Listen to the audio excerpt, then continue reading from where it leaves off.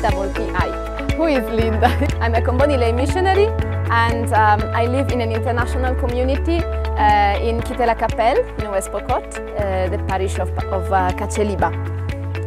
So I live with, well, I'm from Italy, and I live with another lady from Poland, and another lay Pius, who is from Uganda. Okay, I've been here for, let's say, 1 year. We started the project in Kittelacapelle a year ago, although I've been here for 1 year and a half.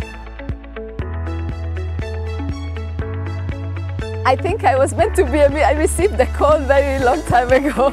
I was in secondary school, but when I joined a missionary group in my parish, which was a Salesian parish. So I had my first experiences, short experiences, when I was 18 and then 23 in Ethiopia. But then I was very much afraid because I thought that I was not able to do anything. And also I was also afraid of choosing this as a vocation or as a lifelong choice, because I was like, well, then I'm not going to have a salary. I was afraid of many things. But so then I ended up doing other things. So to cut the story short, when I was in Italy at university, I was part of the youth program of the Comboni family with Father Alex Zanotelli in Napoli. So I already knew, I knew the Comboni, and I liked the charism more than the experiences that I had before. But then I left. So when I was in Khartoum, now we are many years later, I found the Comboni fathers there and sisters, and so I started doing some service, some volunteering at the weekend in the parish, and that's when I realized that basically I still felt like somebody who can't do anything. I was still not sure really about what I wanted to do in my life, but I realized that there were some youth who came to me asking for actually my guiding and counseling.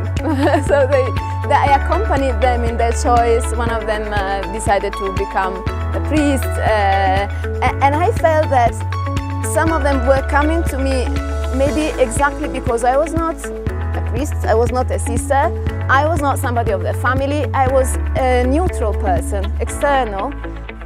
So maybe they felt that they could talk to me more than maybe with other people who were also very busy. So I realized that as a lay person, I could be useful to others. And then there was a whole faith, a whole progress, a process of discovering more about my faith and how important my faith was to me. And then one day I realized that God loved me, something very stupid, but that day it was a process. Through prayer, I changed the way I used to pray, and at the end of this long process, one day I realized that God loved me the way I was, and I didn't have to worry about not being able to do certain things, because there are some things that I know that I can do well, so why not focus on them? And then I started focusing on them, and even my self-esteem grew, and I decided that the joy that I had when I was doing the volunteering was too much. And for me, God is number one, and I want to share this enthusiasm with other people. And that's when I realized that I wanted to do this full time, because the work, of course, was tiring, and then I reached the weekend, that's what I wanted to do, but I was tired. So I said, no. This is what I want to do full time. Went back to Italy, and then I met again the Comboni family and meeting the Comboni lay missionaries. And I said, I would like to become a Comboni lay missionary, and I would like to be sent abroad. And then I did the formation, and at that time there was an idea of starting a new international community in Kenya. And because I already spoke Swahili and everything, they thought that they would send me to Kenya. Well, basically, it was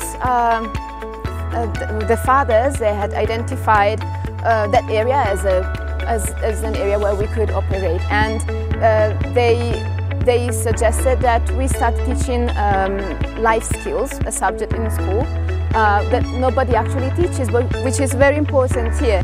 Life skills, it's about, it has some aspects of psychology, communication and decision making. So it helps children better understand themselves, how to relate with others and how to make their choices for their future. And it is very important, but because there is no exams, basically the schools are not really teaching it, or not as much as it should be done. So we offer this service, and I started teaching in a secondary school, St. Paul's. And then when Pius joined me from Uganda, we were able to also increase. So now we are teaching in 2 schools, St. Paul's Secondary School and another school in Kacheliba. So not exactly Kitila-Kapelle, but Kacheliba. It's a female girls' school, St. Bachita. And we've also started doing something in the primary school. Not exactly life skills for now, but I'm doing some tutoring. And so this as a start. And then now, you know, it's just the first year. So we are also doing a lot of pastoral work, by the way. So these are the activities that we do, let's say, that have more something to do with our professional background. Now we have Maya. Maya is a physiotherapist, so she's more into health things. So she started going to the helping. She started helping in the dispensary. So maybe in the future, I might continue with life skills and tutoring. Pius, maybe with vocational training, like having some workshops, training workshops for the people, for the youth who want to learn something practical that can then help them maybe to start their own business or something like that. And he is also in microcredit, and Maya will be dealing more with health issues. So this is more or less how we see now how to proceed. For now, you know, we've also, they were learning Kiswahili and I was teaching them. So our activities right now are teaching and learning Kiswahili, the life skills, and a lot of pastoral work, because we teach catechism. We do activities, pastoral activities still with the secondary school, and we have a group of young missionaries who are in primary actually, but they are about 13, 14, 12 years old. And so we do something with them, and we do the Sunday school on Sunday morning with the little ones. We make them play, sing, and we teach them a bit, some little beats, you know, for them to start knowing God. Yeah, and then we are starting also a teacher training program in the schools in collaboration with an organization in Poland that we found thanks to Maya. So we're very excited about that, because teacher training is the way to go. And it's done online, so we have already like 22 schools that have registered for the program, and we hope that this is a pilot scheme that we are going to run. We are very excited about it. Why? I think because we believe in the power of cultural exchange. Not only, I mean, I use this term cultural exchange because, okay, we bring our faith, but it's not bringing, it's sharing. So we are here to share our love for God with the people, and it's an exchange, because the way I pray maybe is different from the way people that I meet here pray, and I learn from them, they learn from me, and this is enriching for everybody. So in pastoral terms, it is about growing in faith, all of us, and then of course putting together also our knowledge, their knowledge, with the resources that we have that are in here, so that then you know, this can help us, and it can help, of course, the people that we are serving. This is the way I see it as a Comboni lay missionary. But also there is in Kenya a group of Comboni lay missionaries. Actually, at the beginning, with me in the community, we should have had 2 Kenyan Comboni lay missionaries. So we are very well integrated with them. Whenever they have their meeting, it is once a month. If we can't go physically to Nairobi because it's quite far from here, we still meet online with them, and so we are very much together in this. Well, Saving Africa with Africa, the motto of St. Daniel Comboni. So I think that is the way, what I was saying, for me Saving Africa with Africa means I've come here as a friend to live as much as possible close to the people, and so that we can build something together. There is a certain level of frustration that comes from the fact that you see many needs, but you know that you're limited. And most of the needs are material. And of course, people see my skin and they think that Wazungu, that's how they call us, because of Europeans, Wazungu, that we should have a lot of money. And then of course, yeah, I mean, they see that we have a car. So we have, of course, we have things, or we have water. And that's what, the most difficult thing is this one, that you, as much as you try to live closely to the people, well, on the one hand, you're still the rich person coming from Europe. And at the same time, you cannot just start distributing money as much as you would love to, because you know that you're not doing something good, because then you're creating dependency.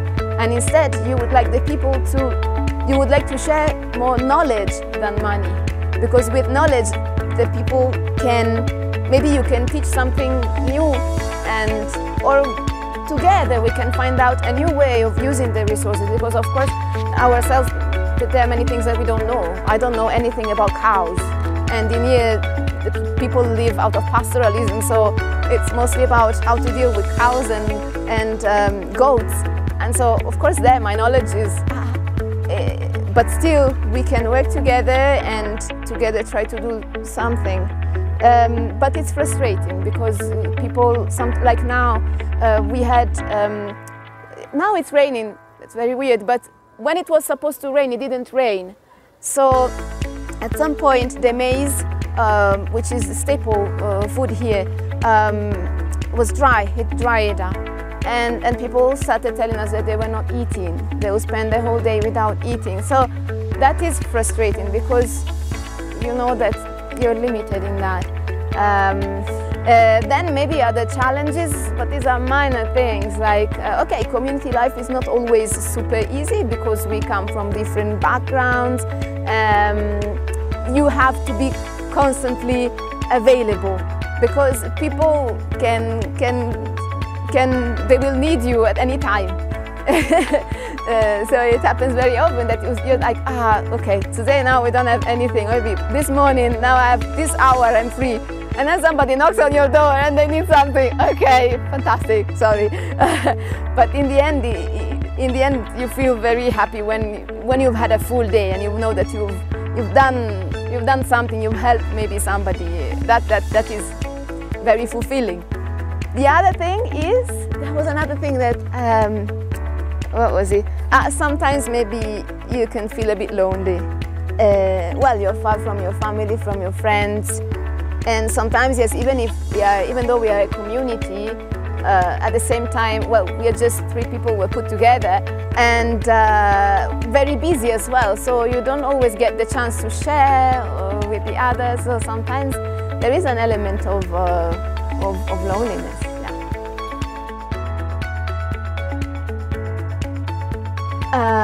Okay, the first thing is, well, get in touch with the Comboni lay missionaries in the country and start attending their meetings. They should be meeting once a month, or I don't know, because in different countries it is done differently. But there is a process, a formation process, So the first thing is to get to know the group, get to know about the Comboni charism, and then at some point you are asked to go for an experience of community life. So ideally you should join a community of the CLM. We have communities also in countries in Europe, like in Italy we have 2, I think. So the idea is to go and spend between 3 and 6 months in a community of lay people, possibly Comboni lay missionaries, to see how it is, you know, because the most difficult part is actually the community life. And after that, well, it varies from country to country because usually, like it takes 1 year or 2 years of normal formation for a Comboni lay missionary, and then there is the extra formation if somebody wants to be sent abroad, because again, it depends, it varies from country to country, but for example in Italy there are some Comboni lay missionaries who don't move from Italy. They believe that their service, they do it in Italy. So in that case, their formation would be 1 year or 2 years, and then for those who want to be sent abroad, in my case I did 3 months in a community, and then I went to a training which is like a 1 month training for all missionaries, also the same for the diocesan priests and sisters, so we were all together, and it was a month full-time, very interesting, where we were given a lot of information, cultural, historical information on the continent where you're going to serve, and on what it means, the missionary styles, and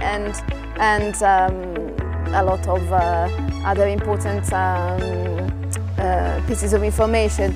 And after that, I think I was ready.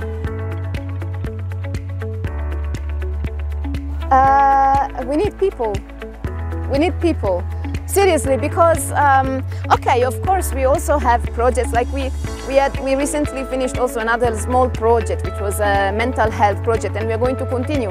So on the one hand we also need support for our projects, but what we need most is not money. We need people who decide that, who see how beautiful is the life of a missionary, and decide that it's better to leave all this stuff that we have and go and meet other people and meet God in the people that you serve, and learn another language.